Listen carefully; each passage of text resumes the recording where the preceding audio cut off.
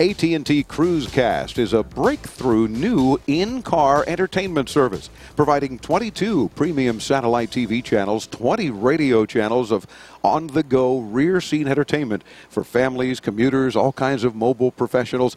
This is very cool stuff. Wait till you see, yes, see, because we're doing video podcasts, so come by the site and check out the interview with this guest and all of our guests from CES. He's the COO of RaySat Broadcasting Company, of which providers of the AT&T Cruise Cast. It's Mike Grannan, is it? Yes, sir. How are you, Mike?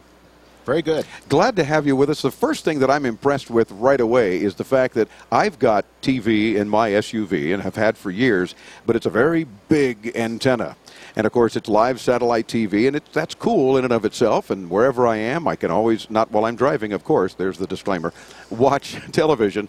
But it's a huge antenna, and it's a massive thing that everybody thinks looks like an AWACS antenna, you know. And if people, what the heck is that on your roof? You know, well, it is my AWACS radar. I'm watching you. You guys have got this down to a much smaller device for the antenna. I'm assuming this is the antenna portion that we're looking at here. Yes, and the reason your antenna is so large is because you're taking standard direct-to-home signals that the normal DBS providers are sending it to the house. So they need an antenna that big to get the power they need to receive that signal. Gotcha. What we do differently to get an antenna this size is transmit the data in a very different way. We're sending it at a bit rate that's amenable to an LCD in the car, i.e. 7 to 12 inches. We're sending it 5 to 10 times redundantly. And we're doing a lot of blockage protection. So in your service, I suspect when you pull up in front of a building or go under an overpass, lose it. You don't have any satellite TV anymore. Right. So we thought that's not really going to work. Or if I'm stopped at a red light that also happens to have a little tree branch hanging over, no service. Gone. Exactly. So that's the inherent problem of doing this via satellite. But the advantage is nationwide ubiquitous coverage. Sure. So to overcome that, we've actually put a 3-minute buffer in the receiver. And we're sending the data redundantly, so chances are if you mix a pixel of the frame the first time because you're in front of a building, you won't miss it the second, third, or fourth time. So it actually increases the availability of the service. So the equipment automatically knows this and is doing that error checking, I guess, as we might do with any data in a computer, and then making sure that I get the whole picture and audio, of course. Definitely. All right. And is it not something that can be done around the country? No, it's a nationwide service. It is a nationwide service. Okay, terrific. So generally then, tell me how it works otherwise. Let our audience know about this whole very cool Cruise Cast. Okay. So again, it's an in-broadcast television TV service. We're offering 22 channels at launch, 20 audio channels. You get the small antenna, as you've described it. It's kind of like an upside-down salad bowl, if you will. That's probably a good way, big salad bowl. And your radio viewers can't see it, but we have a universal mounting bracket that will attach to any car with roof rails. We also have a magnetic mount. We just did an announcement with Avis and Budget Rent-A-Car, so for $8.99 a day, you can carry one out in a satchel and put it on your rental car, and just there's a magnetic mount for the antenna. I wonder if the magnetic mount would fit on top of the existing big antenna, and then I'd actually get the television no matter where I am. We'll have to talk about that. So, and then the small device that would go under a seat, in the trunk, wherever, right? Right. So that's a receiver. Most people would know it as a set-top box, but you're not setting it on a set-top set in the car. So that would go in your vehicle and connect via a very small cable that brings power and the signal to the receiver. Hook it up to your DC power in your car.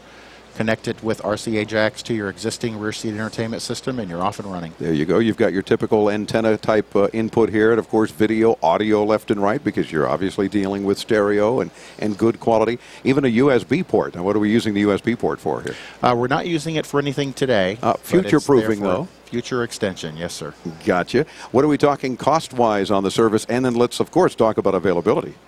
So this is going to be available in the March-April timeframe nationwide. The equipment, everything that you would need to get this installed in your car, antenna, receiver, RF remote, so you can put the receiver in the trunk if you want to, so the kids don't kick it around. Yeah. All the cables is a retail price of $12.99. The monthly service is $27.95 a month. Okay, so $12.99 meaning just under $1,300. Obviously, we don't want to mislead anyone. Oh, for $14, I'm there. You know, I'll get that myself. And then the monthly, I'm sorry, again, was what? $27.95. $27.95. Now that does seem a little steep, I guess, early on to get 20 channels, but by the same token, you get them everywhere, and it's going to work. And talk about entertainment for your backseat passengers. You're going to keep them entertained. No more are we there yet. Yes. Very cool. Yeah, I've got a 2-year-old. So the minute he gets in the car, before he's buckled in the car seat, he's got to turn on that monitor. Yeah, so. Very good. And what kinds of programming are we talking about then on these initial 20-some channels? So there's 2 main buyers for this. I mean, 2 main buying powers. Obviously, the backseat audience. So we're going to have the first initial lineup laden with 9 or 10 children's channels, Disney Channel, Toon Disney, MTV, Noggin, The N. Of course, mom and dad have a huge influence in the buying decision too. Yes. So we've got to carry some sports content and family channels for them. And it's important to note there's no technology limit to the number of channels we can offer. Good. So as you're able to bring in more content, it's going to happen automatically. And if we're subscribers, we'd get it, right? That's correct. Terrific. Well, do check it out. It's called, the website is cruisecast.com. It's called AT&T Cruise Cast from Raysat Broadcasting Company. Mike, do stay in touch, because as you launch, want to get you back on the show again. Let's talk more about it, and I'd love to see it in action. So we'll talk about that as well. Visit cruisecast.com for more. Swing by our site, too, at your leisure. Check out the video podcast and links to Mike's site and all of our guests here at CES 2009 via intotomorrow.com.